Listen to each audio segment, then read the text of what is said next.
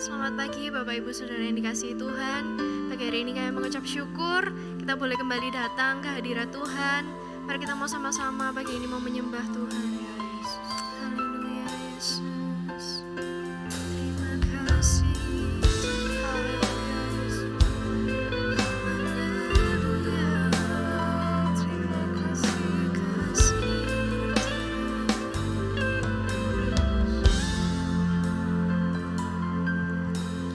Hanya Kau tempatku berlindung, hanya Engkau laguku dan kekuatanku.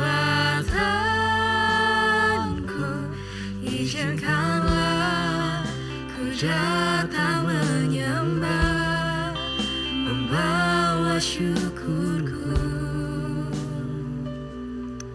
Hanya Kau Tuhan,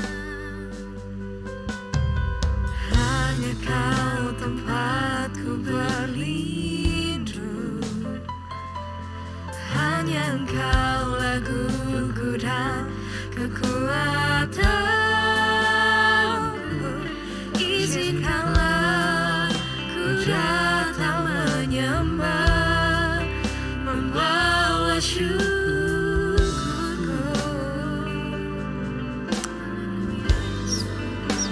Sedalamnya hatiku Kau pun tahu, dan kasih-Mu tak jauh dalam jiwaku. Di dalam kesesakan, di dalam kemenangan, ku tahu Engkau selalu bersamaku. Yesus, terima kasih Tuhan. Hanya Kau tempat kami berlindung, Yesus. Hanya Kau tempatku berlindung, hanya Engkau laguku dan kekuatanku. Izinkanlah ku datang menyembah, membawa syukurku. Oh Tuhan, sedalamnya hatiku Kau pun tahu, dan kasih-Mu tak jauh dalam jiwaku. Di dalam kesesakan, di dalam kemenangan, ku tahu Engkau selalu bersamaku. Sedalamnya hatiku Kau pun tahu, dan kasih-Mu tak jauh dalam jiwaku. Di dalam kesesakan, di dalam kemenangan, ku tahu Engkau selalu bersamaku. Terima kasih.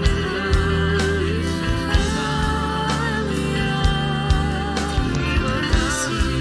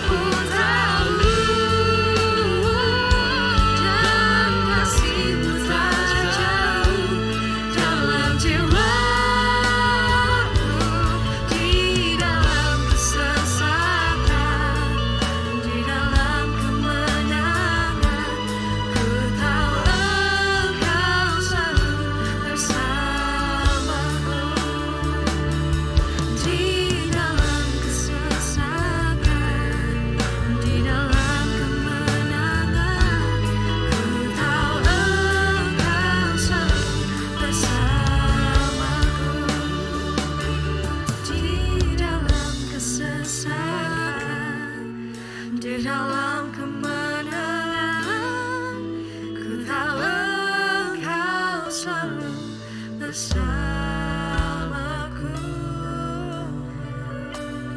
Yes, terima kasih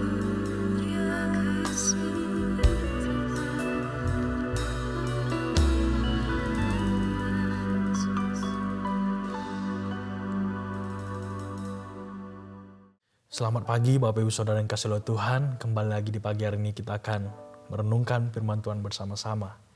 Dan tema yang akan saya bawakan di pagi ini adalah kenangan orang benar.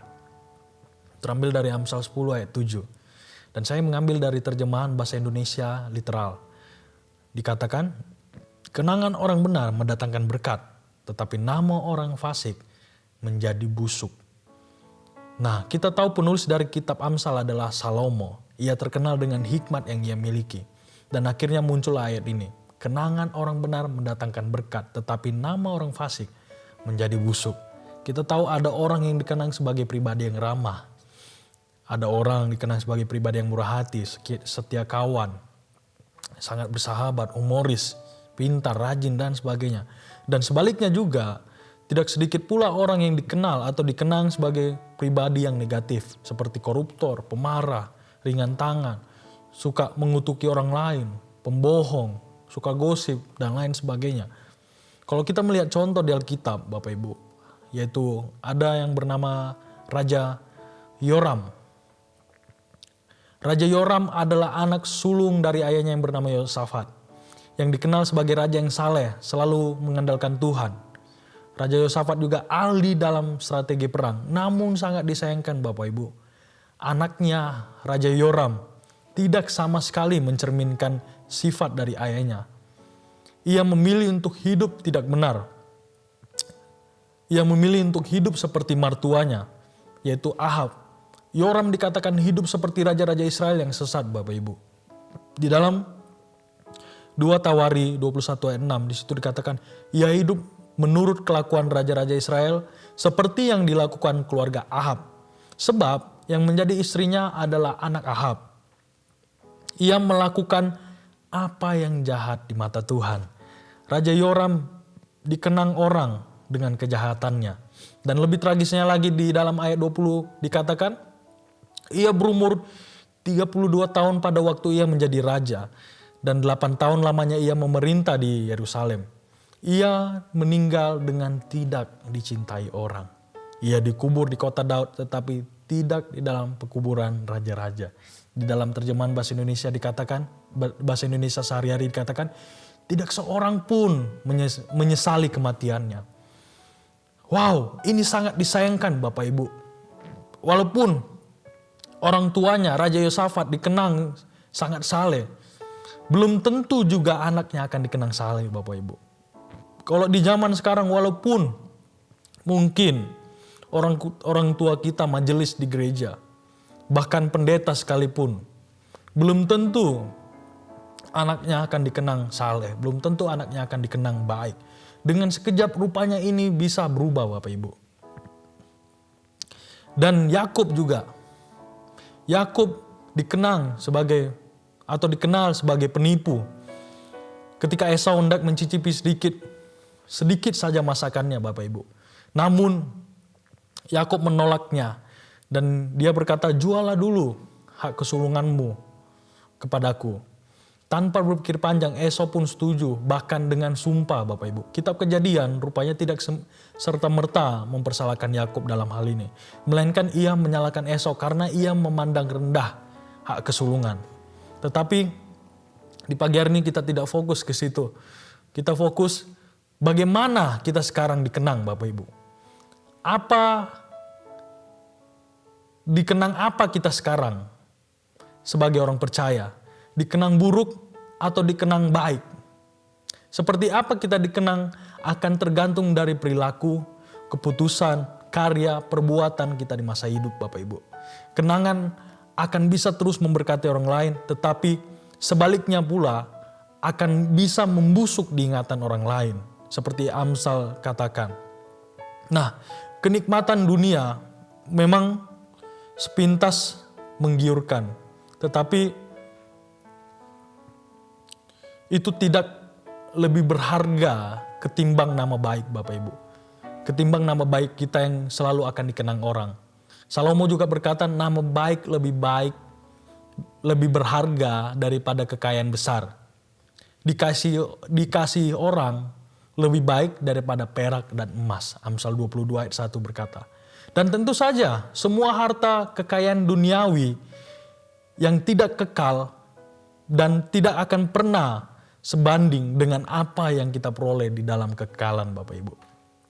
Nah, kita bisa saja meninggalkan harta warisan berupa hasil karya yang bahkan bisa terus memberkati orang lain setelah kita tidak ada lagi di dunia ini. Tetapi sebaliknya juga bisa membusuk di dalam kenangan orang jika kita melakukan hal-hal yang buruk semasa hidup, Bapak Ibu. Nah, saya percaya tidak ada satupun di antara kita yang menilai negatif akan sosok ini. Pengorbanannya yang besar, kasihnya yang besar terhadap manusia, dan tetap dikenang sampai hari ini. Yaitu Yesus. Kita sebagai pengikut Kristus diajak untuk menaruh diri kita untuk sepikir dan seperasaan dengan Kristus. Di dalam Filipi 2 ayat 5 di situ dikatakan, hendaklah kamu dalam hidupmu bersama menaruh pikiran dan perasaan yang terdapat juga di dalam Kristus Yesus. Maka dengan itu kita akan dikenang sebagai pengikut Kristus sejati, Bapak Ibu. Dan saya tutup dengan pertanyaan, seperti apakah kita dikenang sekarang? Tuhan Yesus memberkati. Terima kasih Tuhan buat firman-Mu di pagi hari ini yang telah kami dengar. Biarlah firman-Mu menjadi rema bagi kami Tuhan. Biar supaya kami seperti Yesus Tuhan yang kami akan dikenang oleh banyak orang Tuhan Yesus. Dan ajari kami Tuhan untuk melakukan firman-Mu, melakukan apa yang menjadi bagian kami Tuhan Yesus. Terima kasih Tuhan, kami akan memulai hari yang baru ini hanya di dalam nama Tuhan Yesus Kristus. Haleluya. Amin.